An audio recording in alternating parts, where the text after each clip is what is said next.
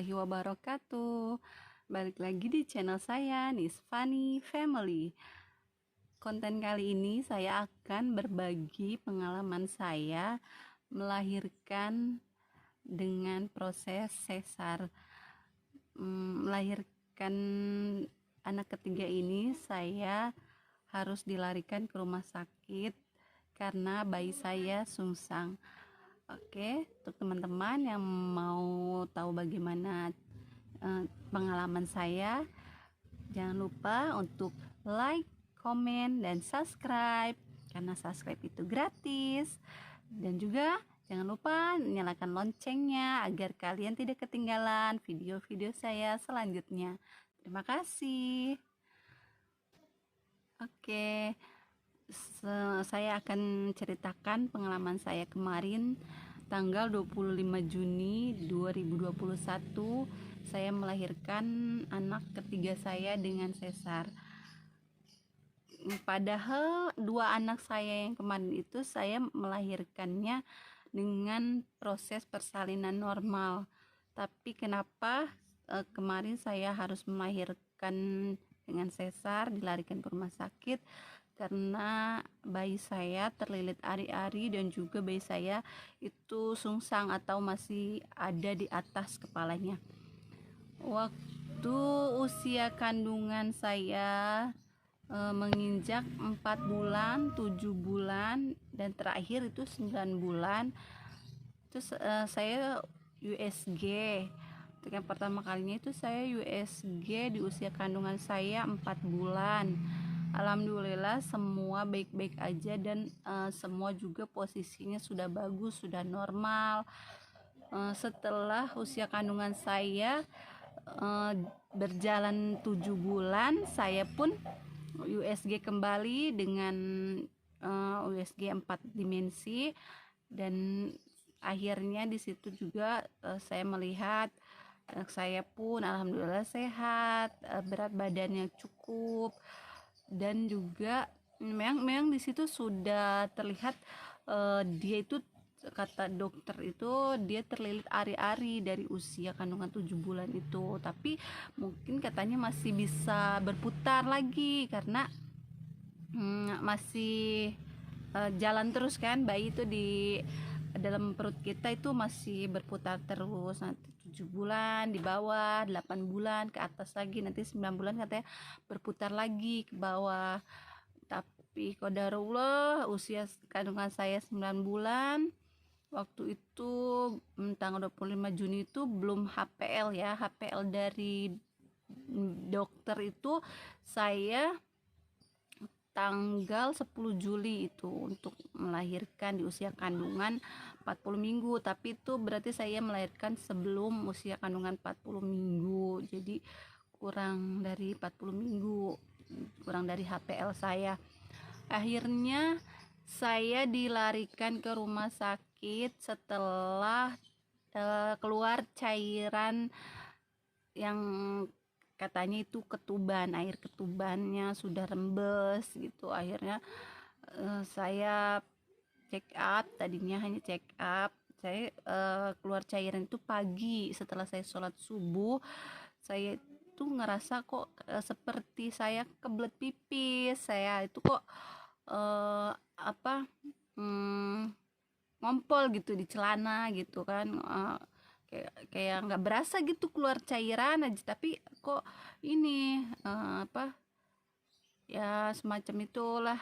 Saya langsung tanyakan ke ibu saya langsung tanyakan ke bidan, dan katanya itu memang seperti cairan air ketuban, dan sepertinya saya harus dilarikan ke rumah sakit. Karena pas pembukaan itu, hari itu saya diperiksa oleh bidan. Pertama saya ke bidan dulu, saya diperiksa oleh bidan itu di jalan rahim saya itu diperiksa, katanya itu anus, jadi itu pantat si bayi yang dipegang oleh bidan itu. Jadi pas bidan sudah memeriksa untuk memastikan keadaan bayi kita, posisi bayi kita sebenarnya, disarankan saya untuk USG kembali. Akhirnya saya USG kembali di rumah sakit berbeda dari bidan itu, dan ternyata benar bayi saya masih dalam keadaan pala di atas, dan dia terlilit ari-ari. Akhirnya karena bidan juga keluarga saya, suami terutama, mengkhawatirkan terjadi hal-hal yang tidak diinginkan, dan bidan juga tidak mau menanggung resiko yang berbahaya kepada ibu dan bayinya. Akhirnya saya disarankan untuk melahirkan secara sesar. Dengan berat hati, saya sebenarnya tidak mau melahirkan secara sesar, tapi qadarullah, ya Allah sudah menentukan untuk anak saya yang ketiga ini. Akhirnya saya melahirkan dengan proses persalinan sesar. Setelah saya dibawa ke rumah sakit, saya diperiksa, ternyata tensi darah saya itu langsung naik, teman-teman. Karena mungkin saya itu kaget, karena saya juga takut, karena macam-macam ya di situ pikirannya. Karena ini juga yang pertama kalinya saya melahirkan sesar, walaupun saya sudah 2 kali melahirkan, tapi untuk yang melahirkan sesar ini saya baru kali ini. Jadi saya amat sangat grogi, kalau bukan grogi tapi takut, dan juga apa ya, saya jadi kepikiran terus. Aduh, kata saya, bagaimana nanti di ruang operasi. Jadi sudah noid duluan gitu, sudah ketakutan duluan. Padahal tapi alhamdulillah ibu saya, suami saya, dan kakak-kakak saya, saudara-saudara saya, adik-adik saya semua mensupport saya, mendoakan saya. Akhirnya saya dibawa masuk ke dalam ruang operasi jam 10 malam, dan bayi saya lahir jam 10:22. Dengan bayi perempuan dan berat 3,4. Alhamdulillah bayi saya normal dan sehat, tidak kurang satu apapun. Walaupun di situ kita mengalami proses yang amat sangat berat, amat sangat melelahkan. Wajar, sebagai seorang ibu pasti semuanya merasakan proses itu. Tapi ketika melihat bayi kita lahir, pasti kita akan terbayar semua itu dengan perasaan haru, gembira, dan senang. Semua itu bercampur aduk jadi satu. Rasa sakit pun sepertinya seketika hilang, dan juga tidak ada beban apapun lagi gitu. Setelah bayi saya lahir itu, saya juga heran kenapa waktu bayi pertama saya itu, setelah melahirkan saya langsung bayi saya itu langsung ditaruh di dada saya untuk mencari ASI ya, untuk belajar menyusui, untuk mencari puting. Dia itu untuk merangsang ASI kita keluar dengan baik. Tapi untuk yang kali ini, mungkin karena keadaan sedang pandemi atau sedang corona seperti ini, saya dipisahkan oleh dokter itu, oleh suster, dengan bayi saya. Bayi saya tidak ditaruh di dada saya ataupun apa. Saya dibius itu sudah benar-benar seperti tidak sadar diri semuanya gitu. Sudah tidak sadarkan diri. Kan ada yang separuh bius itu, katanya ada yang separuh dari perut sampai kaki ke atas itu normal, ada yang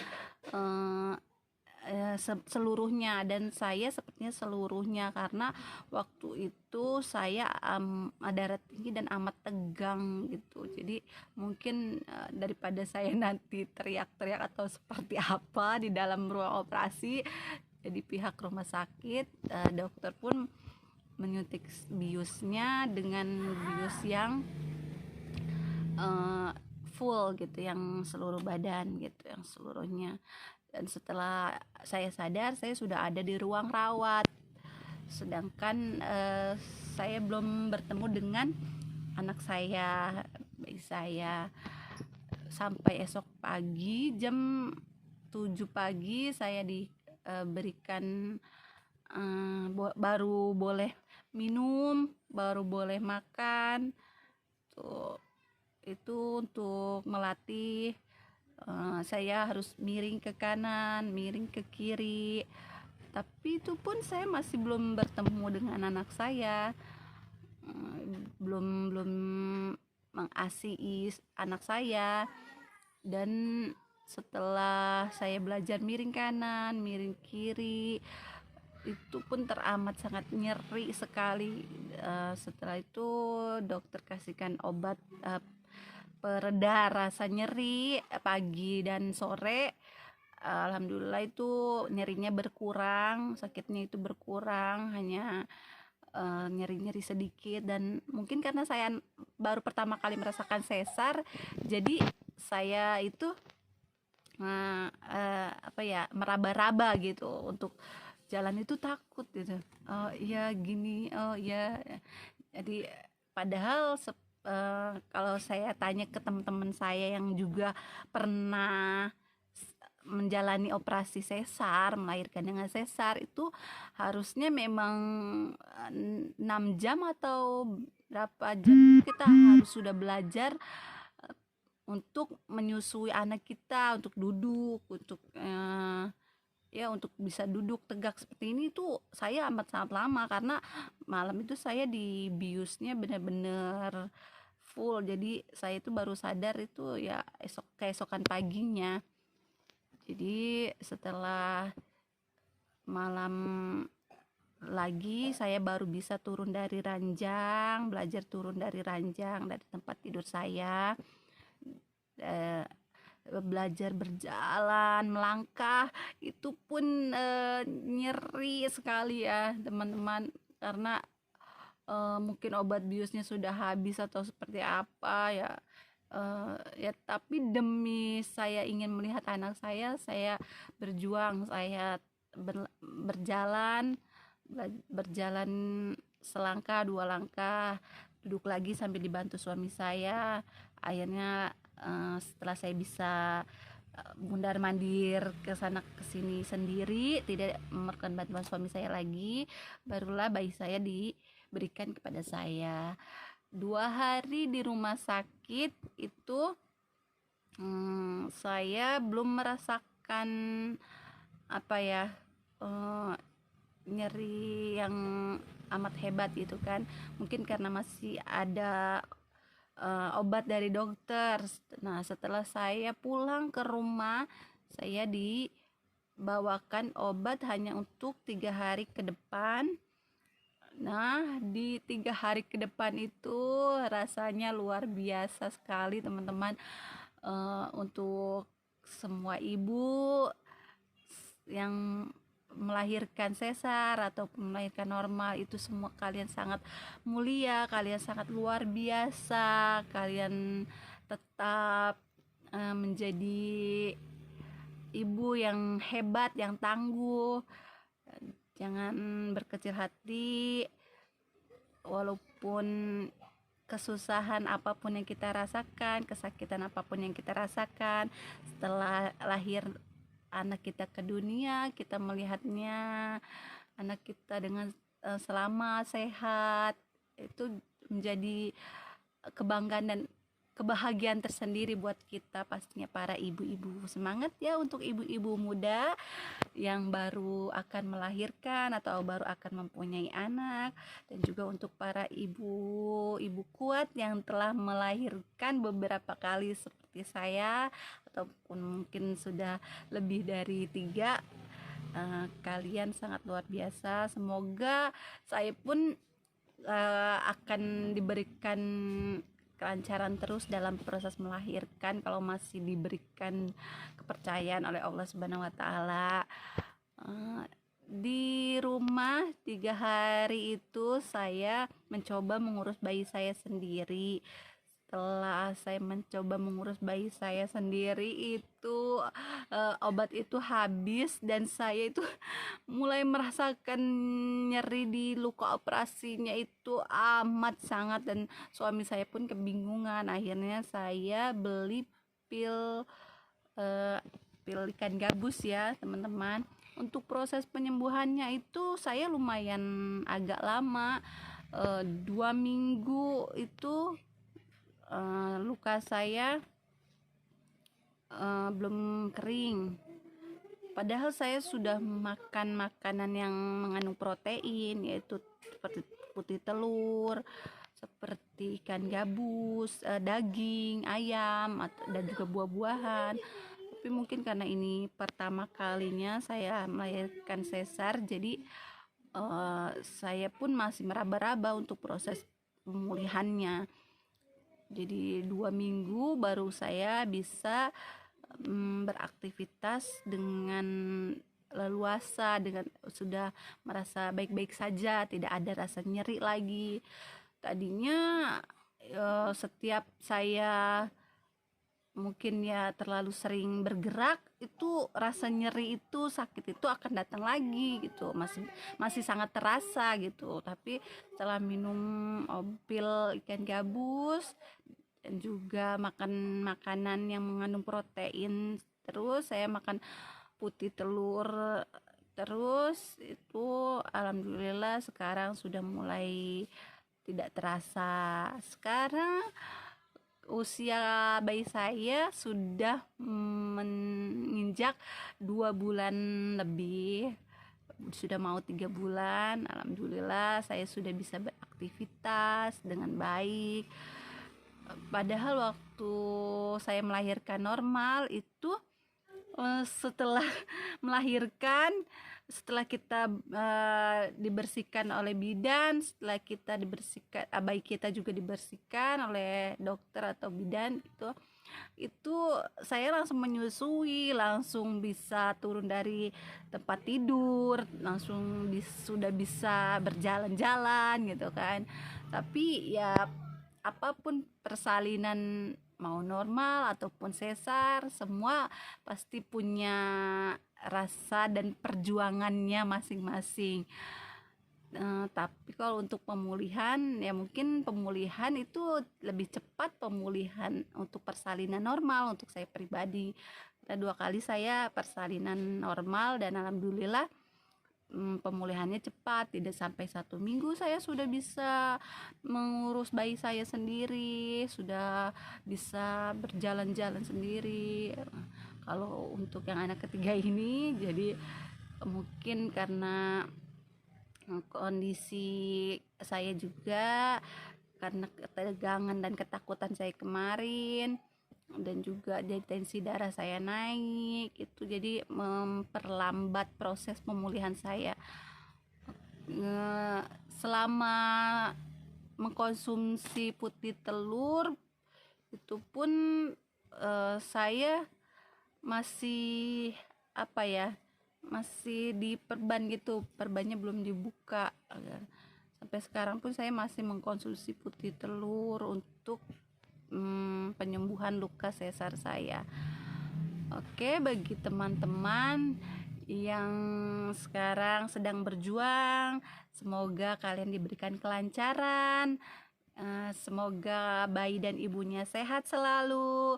Jangan lupa tonton video saya selanjutnya. Tetap stay tune di channel saya, Nisfani Family. Assalamualaikum warahmatullahi wabarakatuh. Terima kasih.